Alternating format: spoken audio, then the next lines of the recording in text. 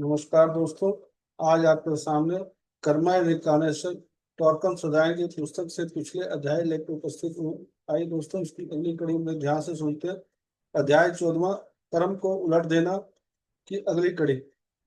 जैसे जैसे लोग सेवा और सहयोग में आगे बढ़ते हैं, वे अपने प्रकाश के स्रोत, अपने आश्रमों के करीब पहुंच जाते हैं।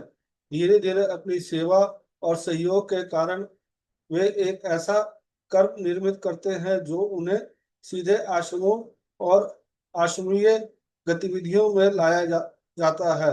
यहीं पर वे उन लोगों के लिए प्रेरणा और प्रभाव के स्रोत बन जाते हैं जो सेवा और सहयोग के माध्यम से कर्म निर्माण में लगे हुए हैं।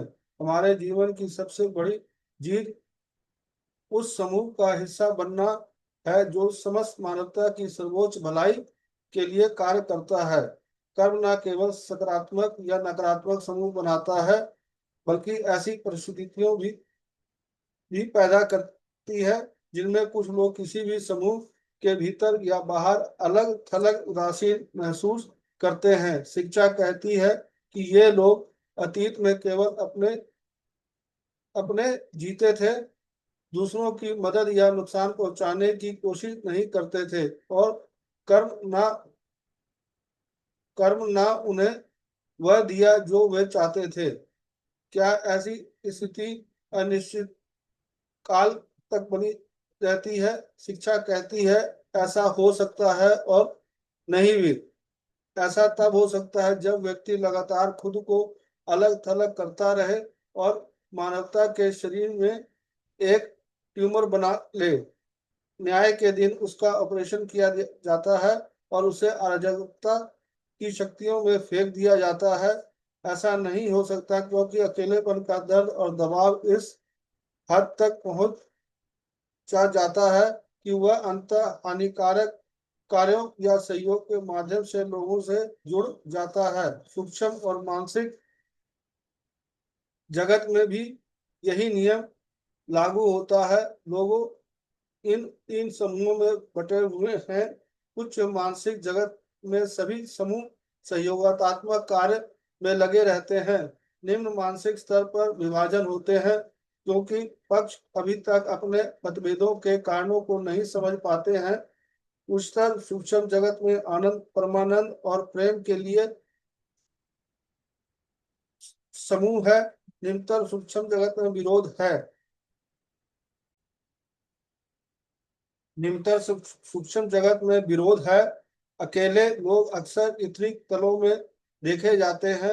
अलगाव उनके चारों ओर एक ऊर्जा क्षेत्र बनाता है जो उच्चतर लोगों के आकर्षण को दूर भगाता है। उनका अहंकार और घमंड उनके चारों ओर एक दीवार खड़ी कर देता है, और यही दीवार उनके भविष्य के दुख और उनकी सफलता का कारण बन जाती है। आमतौर पर ये एकाकी लोग जो सफलता प्राप्त करते हैं सीधे मानसिक स्तर के उच्च स्तर पर पहुंच जाते हैं। यदि उन्होंने मानवता की सामान्य भलाई के लिए उपयोग करने के लिए पर्याप्त ज्ञान और बुद्धि अर्जित कर ली हो। लोग सोचते हैं कि कर्म अब तभी बदल सकते हैं जब बिल चुकाया जाए। यह सही लगता है, लेकिन बिल चुकाने के कई रूप हो सकते हैं। उदाहरण के लिए, तुमने मुझे मेरे किसी जन्म में मार डाला था, हम अगले जन्म में बदला लेने के लिए फिर मिलेंगे। इसका मतलब है कि मुझ में तुम्हें मारने की जन्मजात इच्छा है, लेकिन इसके बजाय मैं तुम्हारे अंदर अपराध करने की इच्छा प्रवृत्ति को मारता है। मैं तुम्हें ज्ञान देता हूँ और तुम्हारे जुनून का वशीकरण को नष्ट करता हूँ, जिससे तुम्हें महान पुण्य की प्राप्ति होती है। कर्म उलटने वाले कर्म से बढ़कर कोई कर्म नहीं है। इसलिए ईसा मसीह ने कहा, अपने शत्रुओं से प्रेम करो, लेकिन इन शब्दों का गलत अनुवाद किया गया है। शत्रु होने का अर्थ है अपने शत्रु की प्रभु करके उसमें और भी अधिक सद्गुणों का विकास करके और अंततः उसकी चेतना को उस स्तर तक लाकर जहां वह आपके लिए वीरतापूर्ण बलिदान देकर अपने कर्मों का भुगतान करेगा। कर्म को उलटना, धर्म के नियम का पालन करें। सबसे अच्छी दोस्ती उन लोगों से के बीच बनती है जिन्होंने अपने कर्मों को उलट दिया है। उनकी दोस्ती कभी खत्म नहीं होगी। जो लोग आपके साथ बुरा करते हैं उनके साथ भी अच्छा व्यवहार करें। सभी प्रगति और पुण्य हमारे कर्मों कर्मों से सभी स्तरों पर हमारे अच्छे कर्मों से प्राप्त होते हैं। हमारे सभी दुख पीड़ा असफलताएं और पराजय हमारे पिछले बुरे कर्मों का परिणाम है। एक दिन एक अध्ययन समूह में हमारे शिक्षक ने विद्यार्थियों को संबोधित करते हुए कहा, यदि आपके पास यह विवेक करने की शक्ति नहीं है कि आपके भविष्य के लिए क्या अच्छा है और क्या बुरा है, तो आपका सारा ज्ञान, जानकारी, पद, संपत्ति और आपके प्रमाण पत्र भी आपके लिए उपयोगी नहीं होंगे। यही वह भेद है जो आपको अपने जीवन के हर क्षण को सचेत और सतर्क रहने में सक्षम बनाएगा, ताकि आप अच्छाई का मार्ग चुन सकें। आपके लिए अच्छा है, दूसरे के लिए अच्छा है, सभी संवेदनशील प्राणियों के लिए अच्छा है।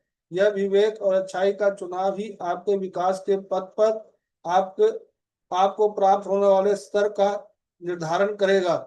एक बार अच्छाई का मार्ग चुन लेने पर आपके सभी गुण और उपलब्धियां आपको सर्वोच्च आनंद की ओर ले जाने में आपका सहयोग करेंगी। लेकिन यदि आप गलत रास्ता चुनते हैं तो आपकी सारी शिक्षा, ज्ञान और पद भी आपको प्रकाश में तथा आनंद और परमानंद के मार्ग पर वापस लाने में मदद नहीं करेंगे। फिर उन्होंने बताया कि हमें भी जो कुछ भी करना, कहना, महसूस करना और सोचना है उसमें विवेक बुद्धि की विकसित करनी चाहिए। सबसे पहली चीज जो हमें सीखनी है और सिखानी चाहिए वह है कर्म। एक बार जब हम इसके बारे में जान जाते हैं तो हमें वह कर्म चुनना चाहिए जो हमें मुक्त करे, हमारी चेतना का विस्तार करे और ब्रह्मांड के साथ असीमित संपर्क स्थापित करे। दोस्तों, यह अध्याय यही था। कल फिर आपके साथ नए अध्याय लेकर उपस्थित होगा। धन्यवाद। Thank you.